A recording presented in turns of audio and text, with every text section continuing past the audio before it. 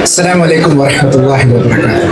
Alhamdulillah, we are the Sharjah International Book Fair and we are in the Peace Radio store right now, and we have with us a special guest. We have a respected Ismail Bullock with us. Assalamu alaikum wa rahmatullahi wa barakatuh. Alhamdulillah, so what's your experience here in Sharjah Book Fair? Tell me about it. I mean, Sharjah Book Fair, mashallah, is known for its amazing. What can you say? Sometimes you get lost for words. Yes, yeah. It's amazing. I mean, alhamdulillah, whatever book you're looking for, you can find it here. And as we know from the Islamic aspect, so many great publishers here in English, Malayalam, Arabic. So, and this is, mashallah, what we know from the rule of Sharjah Sheikh Sultan, may Allah preserve him, that he really pushes for this, for the culture, for the education, for reading. And I just passed by Al Qasimi publications, and I saw that he's mashallah released more books and history of the region, and even in English. So you can never get bored with coming to the Sharjah Book Fair. Would you say you're a good reader? I would like to say I'm a good reader, but I think I've become a victim of modern times, where we end up listening more than we read more. But I still try to always buy books, because I always look at the originist books, and if you have a collection of books, especially Islamic as well, they're always a reference that you can go back to. You can use them as a reference. There's many times that there may be books I haven't read yet, but something pops to mind, and I know that I will find some kind of guidance or answer in that book. Is there any book that you can think of that really influenced you? Oh, that's too. I mean, recently or recently. That's a good question. There is a book that I started to read, which I need to finish, which was by our Sheikh Aziz, called Al Basira fi Dawah ilallah. Having clarity, having knowledge when giving dawah, so that you know if you're giving dawah in the correct way or the incorrect way. And so that's something that just the parts I've read so far has had an impact on me, and I need to stop being lazy and continue and finish it, inshallah. Which language do you read more, English or Arabic? When I do read, I would say it's a bit of both. It's difficult to put an exact percentage. Sometimes Arabic, sometimes I see a book that's come out in English that sounds interesting, so I would go to English. When it comes to listening to lectures, then I'm pretty much Arabic, unless there's some modern podcasts. That there's sometimes some podcasts now that talk about health and business and science. They may happen to be in English, but if I was to choose my Islamic content as much as possible, I try to listen in Arabic. For those who are interested in learning Arabic, what advice do you give? Find a good teacher. Yeah, it's a difficult one. How did you learn? I learned academically, but I also seem to be able to pick things up quickly. Languages. Okay. So even though I don't know Malayalam, but the little bit that I know, like everyday, avade, and stuff, sounds quite authentic. I'm told, for an Englishman. But the best thing is to find a structured program, and you find different programs out there. One that I came across, which seemed to me to be very useful, was at the Al Madrasa Al Umriya, amau.org.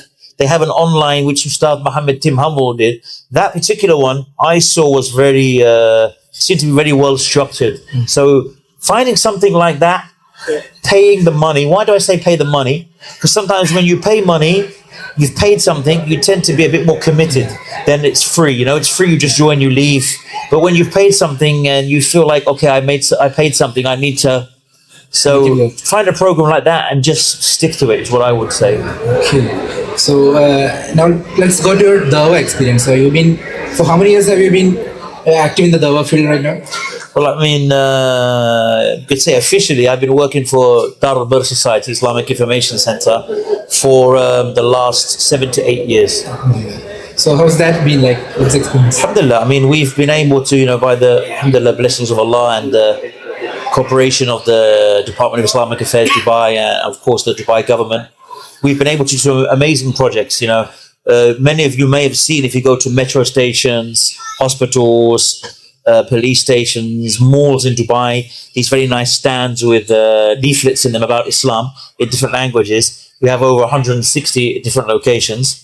We actually started a project which is the first in the world, which is 80% now of the hotels in the UAE, they have an English translation of the Quran. In fact, I saw one of them that you have here that I think you've taken from us. Yeah. Well, I mean, we've given you, and you're handing it out to some of the non-Muslim visitors. So we've had those Qurans, you find them in 80% now of the hotels in the UAE. And this is a first of its time, this is the first of its kind project.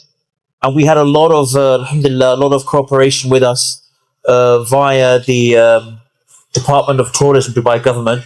They really helped in that, alhamdulillah, cooperated in that. So, like I said, and now other countries like Bahrain have come and taken from us 30,000 copies, which are now being put in Bahrain hotels. Just today, in fact, we got the news that they've put those Qurans now translated for the non-Muslims in the airport hotel in Bahrain. Other countries have shown interest, so alhamdulillah.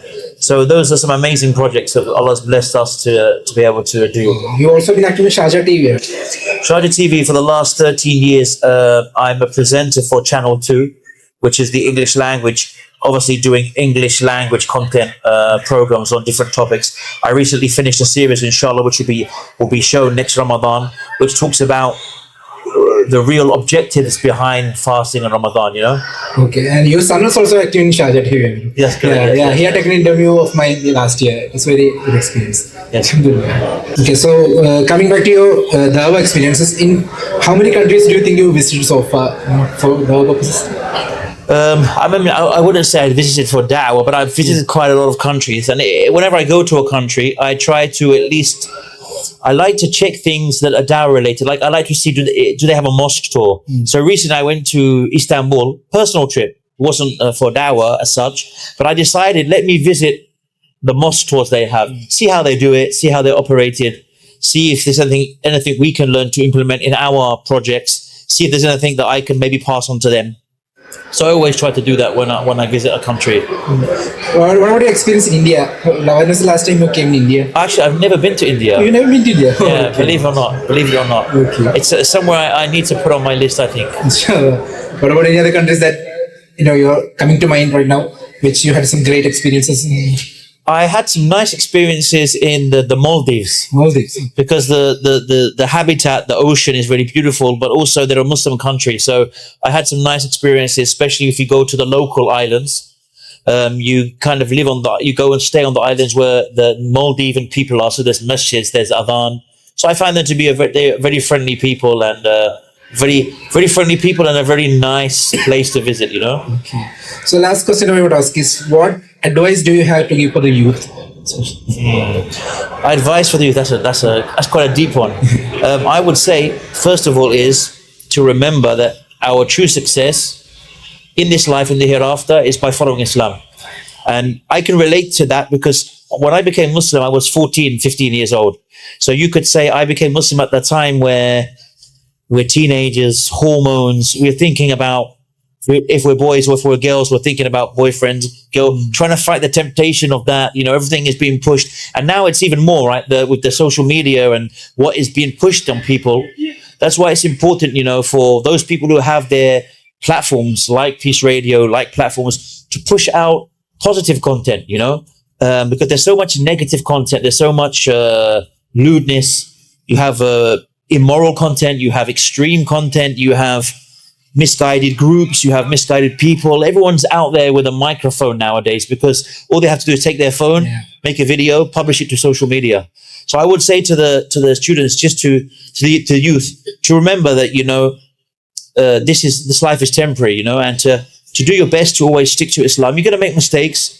Don't let the shaitan tell you you're a fake believer, you're a fake Muslim. You might as well just give up. Even if you went to one day an Islamic lesson and the next day you fell into some kind of sin, you watched something or listened to something or did something you didn't, don't give up. It's like if you were on a truck in the middle of the desert, and if you fall off this truck and don't get back on, you're going to die. Nobody would give up. They'd keep running after the truck, getting on, falling off. And this is what it's like, No one says that being on the straight path is a comfortable piece of cake, right? So whenever you fall, whenever you slip, Remember that Allah forgives all sins. Make a tawbah, continue. And if someone says, yeah, but I keep doing that. Someone asked Sheikh Fawzan. He said, Sheikh Fawzan, I make sin. I sin. And then I make tawbah, I do 2 rak'ah, but I keep falling back into it. Not he's made a plan, tawbah sin, but it happens. The Sheikh said, this is tawbah. This literally is tawbah, that the person, when he falls into the sin, he makes a tawbah and he tries to go on. He falls into it again. He makes tawbah. He continues. This is the struggle of life. This is not you being a fake Muslim or a bad person. That's a beautiful message indeed. So with that, inshallah, we'll conclude this interview, inshallah. Thank you so much for coming with us and taking your time to talk with us. Inshallah, until next time, we'll see you again. Assalamu alaikum wa rahmatullahi wa barakatuh.